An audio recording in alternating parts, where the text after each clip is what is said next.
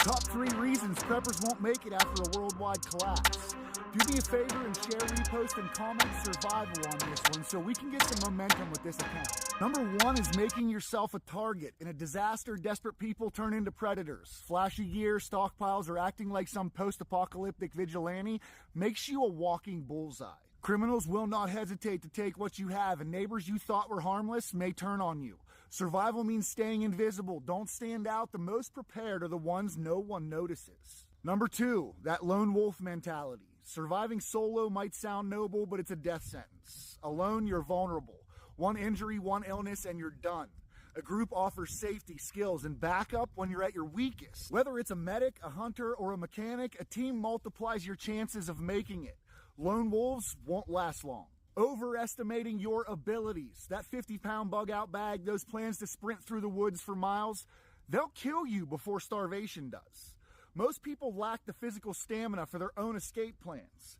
If you collapse a mile in, you're as good as gone.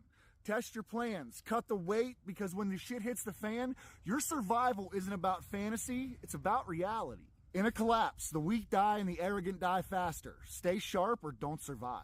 If global war breaks out in this day and age, nuclear weapons have a high probability of being used, and that can really complicate your emergency plan. You might want to save, share, and repost this one. This is from today. Let's talk about how you survive. If you see a nuclear flash, the first thing to do is get behind a barrier in case the shockwave comes your way. And then you've got to find an enclosed shelter quickly. You've only got about 10 minutes before the radioactive fallout starts raining back down to the ground. Now, once you find your shelter, be sure to remove your outer layer of clothing and your mouth cover. Seal them in a plastic bag and clean yourself as soon as possible. And then just try to get comfortable. You want to stay in your shelter for at least 3 days to ensure the dangers of radioactive fallout have been eliminated. Now, let's not forget, radioactivity and fallout falls off exponentially over the first 24 hours, leaving very little trace behind after 48. The ugly truth of why 90% of the population would perish without electricity. Y'all might want to pay attention to this one. No electricity means no water. In urban areas, this becomes a massive problem. You can't just grab a bucket and go collect water from a nearby source. Water systems rely on electric pumps, and without power, taps and toilets will run dry. No electricity means no food. Both urban and rural communities rely heavily on grocery stores and markets for food in this day and age. After a major event, these stores will be looted almost immediately. And with supply chains disrupted, restocking won't be an option. No electricity means no more modern medicine. Essentially, life-sustaining medicines would stop being produced and distributed. Once backup batteries die and prescriptions run out, it's game over for many. Add the lack of fresh water for basic sanitation, and diseases would spread at an alarming rate. 3 mistakes you better not make while bugging in. The concept of sheltering in place is becoming more relevant these days. Like, share, and follow, let's talk about it. Number 1 is sleeping without a watch rotation. During a long-term bug-in situation, one of the most important rules is to never let your guard down. Especially at night, make sure you have at least one person stay awake on a rotating watch schedule. This ensures someone is always alert for sounds or signs of approaching threats and gives you time to react if there's danger nearby. Number 2, relying on walls as cover. It's easy to assume that walls provide adequate protection, but standard residential walls are thin and offer little to no ballistic protection. They can be penetrated by bullets, and they won't stop someone from breaking in if they're determined.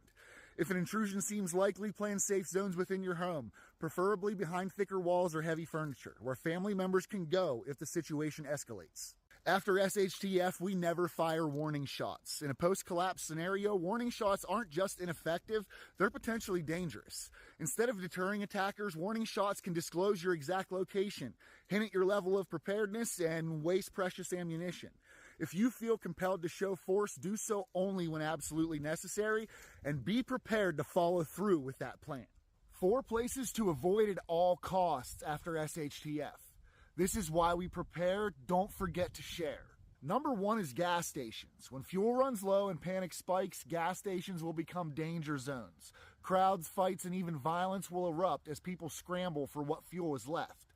These places could become battlefields over dwindling resources. Number 2 is grocery stores. As shelves empty and panic spreads, grocery stores are bound to be overrun with frantic people. Confrontations, stampedes, and desperate clashes over food make these locations life-threatening hotspots. Number 3 is hospitals. In a crisis, hospitals will be flooded with people, quickly overwhelmed and likely to run out of supplies. With fewer staff and desperate individuals roaming, these places could turn deadly fast. Walking into one may put you at serious risk rather than help.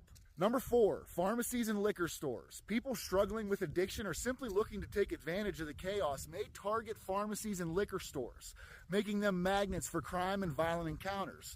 Avoid them as things can spiral out of control very quickly.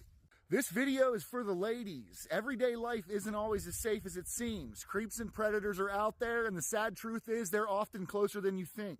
Share this with every woman or young lady you know. Let's keep our women safe. For women, the most important tool isn't strength, it's awareness. Start with the basics. Always trust your gut. If something feels off, don't dismiss it. Your instincts are there to protect you. Stay alert, keep your eyes up, your ears open, and your phone down. Predators look for distracted targets. Don't make it easy for them. Know your surroundings. Walk with a purpose and project confidence. Avoid isolated areas wherever you can. If you're alone at night, stick to well-lit paths and avoid shortcuts. Carry simple or complex tools for protection, but know how to use them. Tools are useless without practice. Set boundaries and stick to them. If someone invades your space or makes you uncomfortable, call it out. A firm no is a powerful deterrent. Never let politeness compromise your safety. When you're in a car, lock the doors the moment you get in. At home, make sure the windows and doors are secure. When meeting someone new, let a trusted friend know your plans and share your location. Self-defense isn't just about fighting, it's about avoiding danger altogether. But if you must fight, fight to get away. Your goal isn't to win, it's to survive.